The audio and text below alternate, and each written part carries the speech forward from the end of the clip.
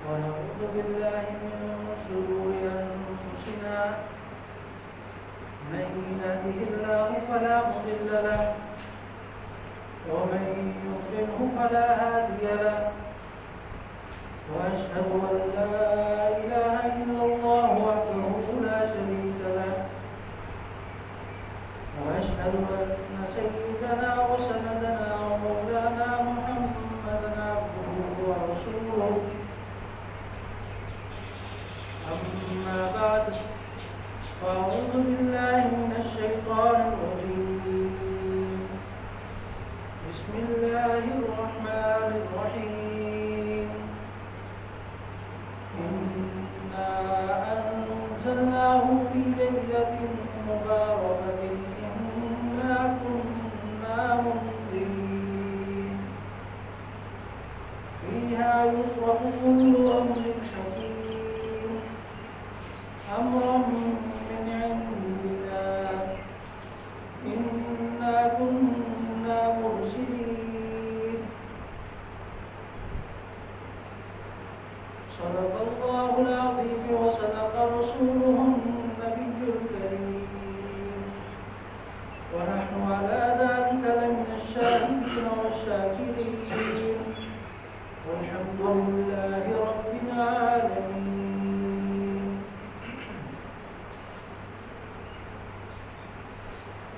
میرے واجب الاحترام دوستوں ساتھیوں بزرگوں،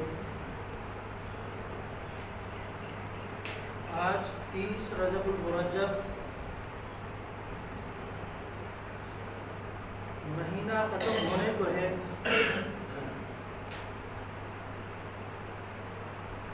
اور کل سے شعبان کا مہینہ جس کو مقدمہ رمضان کہا جاتا ہے، یعنی رمضان کا مقدمہ، جب بھی کوئی کتاب لکھی جاتی ہے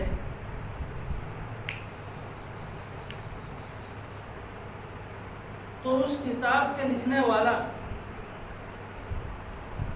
مصنف جو ہوتا ہے کتاب سے متعلق کچھ باتیں اپنے مقدمے میں لکھتا ہے، جس کو کتاب کا مقدمہ کہا جاتا ہے، کہ اس کتاب کو کیوں لکھا جا رہا ہے اور میرا مقصد کیا تھا اور اس کے لیے میں نے کیا جستجو کی جس کی وجہ سے یہ کتاب مکمل ہوئی ہے۔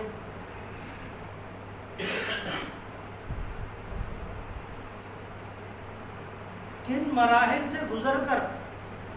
میں نے اس مواد کو یکجا کیا ہے جو آپ کے لیے فائدہ مند ہے،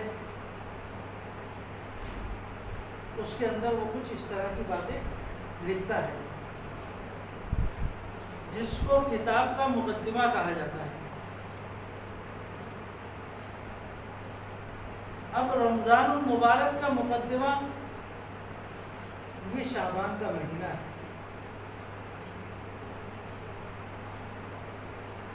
نبی اکرم صلی اللہ علیہ وسلم کی حدیث ہے، احسو ہلال شعبان لرمضان، کہ شعبان کے مہینے کے چاند دیکھنے کا خوب اہتمام کرو، کہ اس کا اہتمام کرو گے تو آگے رمضان المبارک کا دیکھنا اور اس کے چاند کا دیکھنا یقینی اور قریب قریب ہو جائے گا، درست ہو جائے گا، غلطی نہیں رہے گی۔ تو آج چاند دیکھنے کا دن ہے، جو کل یکم شعبان ہوگی۔ اس کا اہتمام کیوں بتایا جا رہا ہے؟ کیونکہ اسلامی مہینوں میں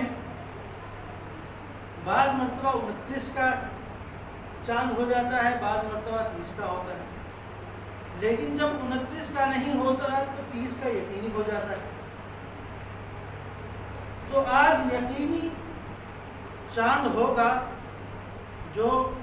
کل یکم شعبان میں ہماری تاریخ کو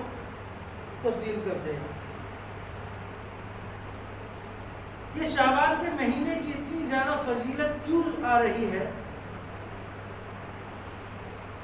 اس کا جواب بھی نبی اکرم صلی اللہ علیہ وسلم اپنے اعمال کے ساتھ، اپنی احادیث کے ساتھ اور اپنے طرز حیات کے ساتھ ہمیں بتا کر گئے ہیں۔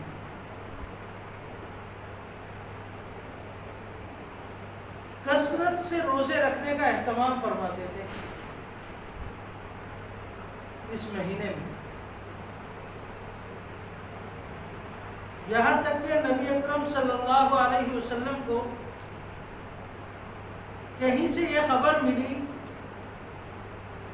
کہ ایک عورت ہے جو رجب کے مہینے میں خوب روزوں کا اہتمام کرتی ہے،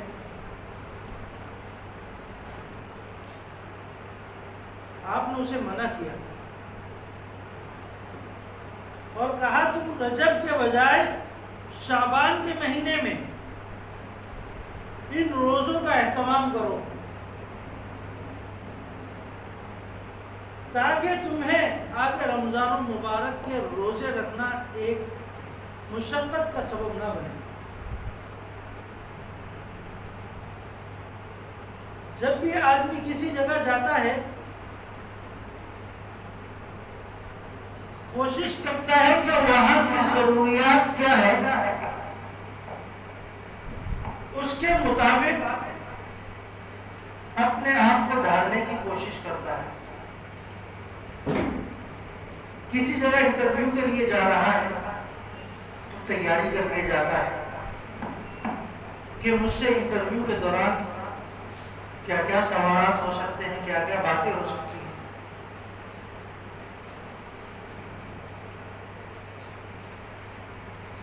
امتحان دینے کے لیے جاتا ہے، اس کی تیاری کر کے جاتا ہے،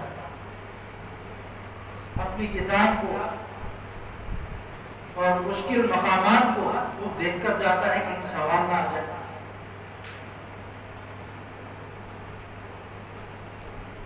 تو جب شعبان رمضان کا مقدمہ ہے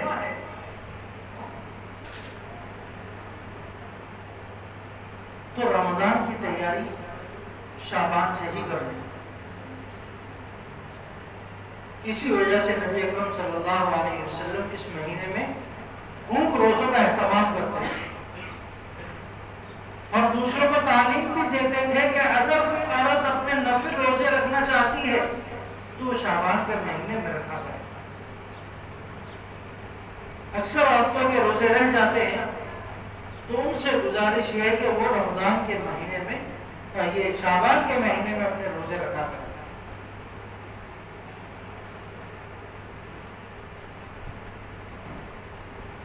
جب اس میں روزوں کا اہتمام ہوگا اور رمضان المبارک آ چکا ہوگا تو اس کی ایک پریکٹس ہو جاتی ہے کہ رمضان کا میرا روزہ خراب نہ ہو، اس کی میں تیاری شعبان کے مہینے میں کروں۔ اچھا، صرف یہ روزوں تک محدود نہیں، جس طرح رجب کے پہلے ہفتے کے بیان میں نے کہا تھا کہ نبی اکرم صلی اللہ علیہ وسلم دعا کرنا شروع کر دیتے ہیں، اللہم بارک لنا فی رجب و شعبان وبلغنا رمضان، اے اللہ میری زندگی میں اتنی برکت ڈال دے کہ میں رمضان المبارک کا مہینہ دیکھ سکوں۔ تو آپ رجب سے ہی دعاؤں کا اہتمام شروع کر دیتے ہیں۔ تو دعائیں بھی کرنی ہے، اپنے آپ کو عبادت کے لیے تیار بھی کرنا ہے اور مالی اعتبار سے بھی اپنی کوشش کرنی ہے کہ میں رمضان کے مہینے میں اپنے آپ کو فارغ رکھ سکوں۔ اگر ابھی محنت نہیں کروں گا تو رمضان کے مبارک لمحات میں مجھے فکر ہوگی کہ گھر کے کھانے پینے کا انتظام کرنا ہے، تو اس کے لیے میں بھاگ دوڑ کر رہا ہوں۔ تو عقلمند شخص وہی ہے جو اپنے رمضان مبارک کے مہینے کو کامیاب بنانے کے لیے اور اس کے تمام برکات حاصل کرنے کے لیے شروع سال نہیں ہے تو کم سے کم رجب شعبان کے مہینے میں اتنی محنت کرتا ہے کہ اس کے پاس اتنا ذخیرہ ہو سکے کہ وہ رمضان المبارک پھر سکون اور اطمینان کے ساتھ گزارے، جس میں وہ تہجد کی پابندی بھی کرے، تراویح کا اہتمام بھی کرے، سارا دن روزہ بھی رکھے، اور صبح سحری کے جو فوائد ہے وہ بھی پورے کے پورے سمیٹے۔ نہیں تو کیا ہوگا کہ میں نے فلاں جگہ جانا ہے تو آج چاشت کی نماز، اشراق کی نماز چھوڑ دیتا ہوں،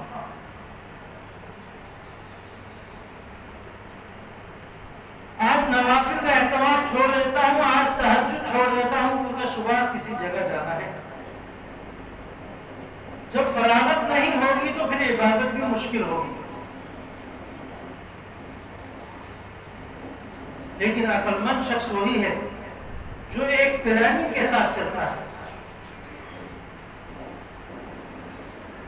اپنی زندگی کو ایک اہتمام کے ساتھ گزارتا ہے کہ وہ مہینہ آ رہا ہے جس میں دو جہاں کے سردار حضرت عائشہ سے فرماتے ہیں کہ میرے بستر کو لپیٹ دو،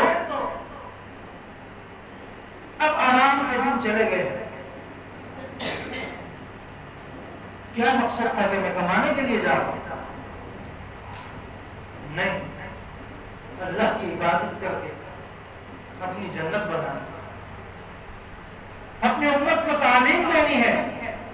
کہ رمضان المبارک جیسا مہینہ دوبارہ نہیں آئے گا۔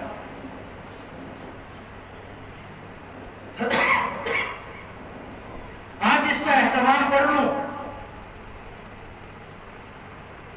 آج اس کی قدر کر لوں تو بروز قیامت فائزین میں کامیاب لوگوں میں میرا شمار ہوگا۔ تو میں عرض کر رہا تھا کہ عقل مند شخص وہی ہے جو شروع سال سے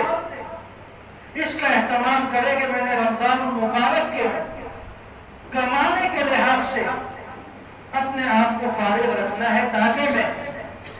رمضان المبارک کی تمام برکات سمیٹ سکوں۔ اور ایسے کئی لوگ ہیں جو اس کا اہتمام کرتے ہیں۔ ایک شخص کی سیلری ہے 20,000 روپے، اس کے گھر کا گزارا ہو جاتا ہے 15,000 سے، وہ کہتا ہے میں 2,000 روپے رمضان مبارک کے لیے آج سے الگ کرنا شروع کروں گا، اور وہ گلے میں ڈالتا ہے، بچت کرتا ہے کہ رمضان مبارک آئے گا تو کم سے کم مجھے کمانے کے حوالے سے کسی قسم کا فکر نہیں ہوگی، میں عبادات میں مشغول رہوں گا، اعتکاف میں بیٹھوں گا، تہجد کا اہتمام کروں گا، پورا سال جس کا نہیں کر سکا۔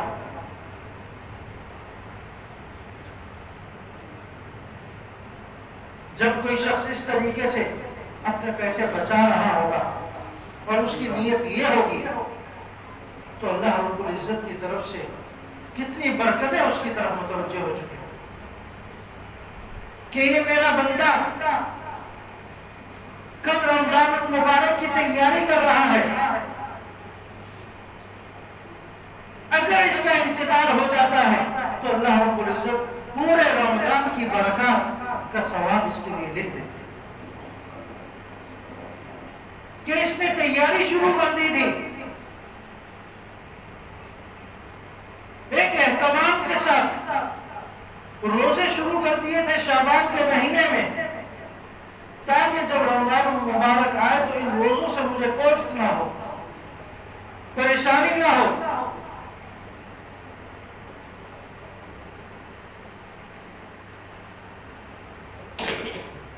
نبی اکرم صلی اللہ علیہ وسلم کی کتنی پیاری تعلیمات ہیں ہمارے لیے۔ فرمایا شعبان کے اواخر میں، شعبان کا جب آخری مہینے کے آخری دن چل رہے ہو تو اس میں روزے نہ رکھنا، ایک ایک چیز کو بیان کر کے ہمارے لیے آسانیاں پیدا کی۔ پہلے خوب اہتمام کر کے دکھایا، پھر فرمایا کہ جب آخر میں آخری دن رہ جائے 27، 28، 29، 25 کے بعد، تو اس وقت کوشش کرنا کہ روزے نہ رکھو، کہیں ایسا نہ ہو کہ روزے رکھ رکھ کر تمہاری کمزوری آ جائے، یا تم تھک جاؤ روزے رکھ رکھ کر، کچھ آرام بھی کرو، تو آپ آخری دنوں میں اہتمام نہیں کرتے۔ لیکن بعض لوگ جیسے ہر پیر کا یا جمعرات کا روزہ رکھتے ہیں، بعض لوگوں کا اہتمام ہوتا ہے کہ اس دن روزہ رکھنا ہے، تو اگر ان میں سے کوئی دن آ رہا ہے اور وہ مسلسل روزے رکھتا ہے تو وہ رکھ سکتا ہے، چاہے وہ 29 تاریخ کا ہی روزہ کیوں نہ ہو، وہ رکھ سکتا ہے۔ لیکن ہمارے آرام کے لیے، ہماری سہولت کے لیے ہمیں کہا۔ پھر یہ شعبان کا مہینہ ایک ایسا مہینہ ہے جس میں ایک عظیم رات آنے والی ہے، جس کو شب برات کہا جاتا ہے،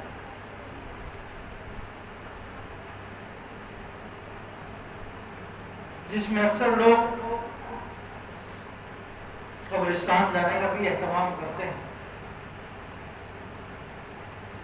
حضرت عائشہ رضی اللہ تعالیٰ عنہ رات میں بیدار ہوئی، دیکھا نبی اکرم صلی اللہ علیہ وسلم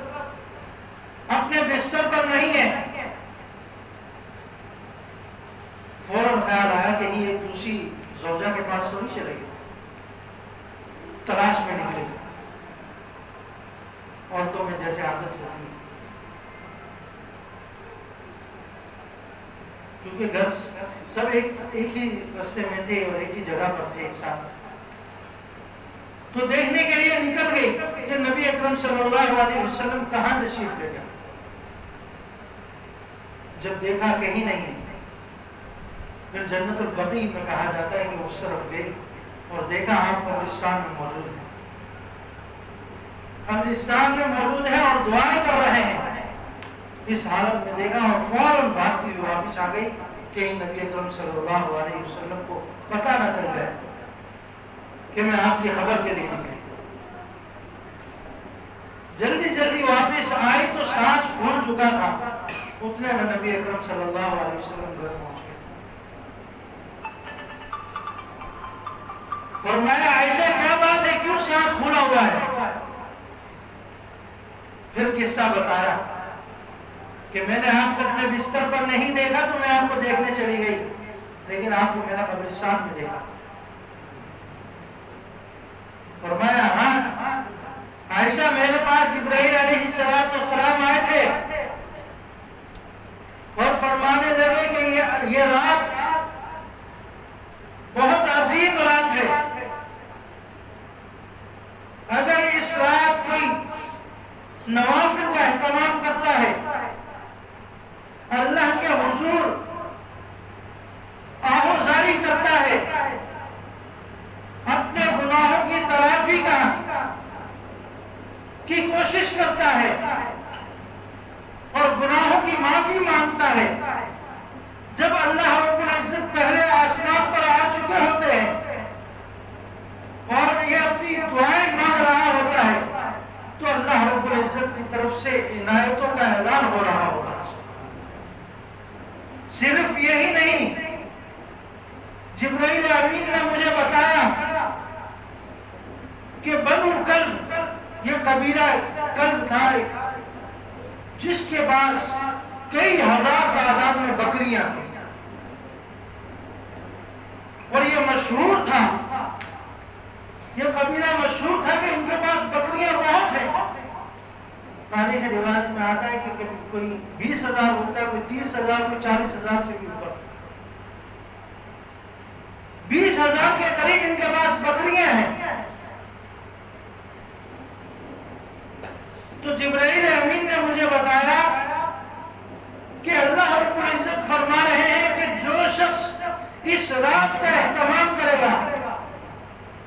میں اتنے لوگوں کو اس رات بخش دیتا ہوں کہ جتنی تعداد میں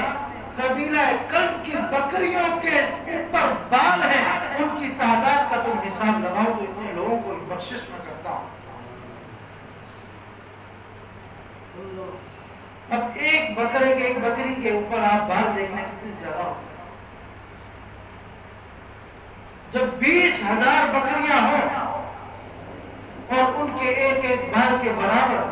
اللہ رب العزت اس تعداد میں لوگوں کی بخشش کر رہے ہوں تو وہ کم وقت ہی ہوگا جو اس رات سے فائدہ نہ اٹھا سکے. بدقسمت ہوگا جو اس کا اہتمام نہ کرے. ہمارے لیے اس میں ایک چیز کی ہمیں نظیر ملتی ہے کہ نبی اکرم صلی اللہ علیہ وسلم جو خود بخشے بخشائے تھے لیکن انہوں نے اس کا اہتمام کر کے دکھایا. جن صحابہ کو نبی اکرم صلی اللہ علیہ وسلم نے بشارت کا اعلان کر دیا تھا, جن پر جنت واجب ہونے کا کہہ دیا تھا,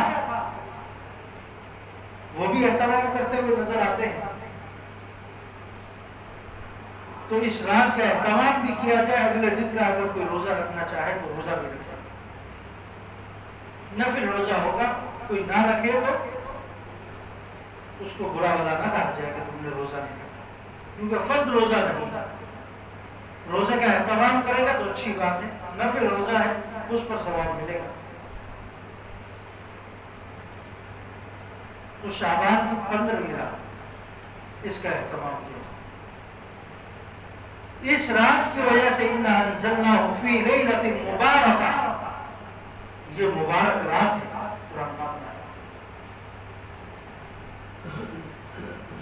تو اس مبارک رات کا اہتمام کیا جائے. اور جس طرح نبی اکرم صلی اللہ علیہ وسلم نے اس کو مقدمہ رمضان کہا ہے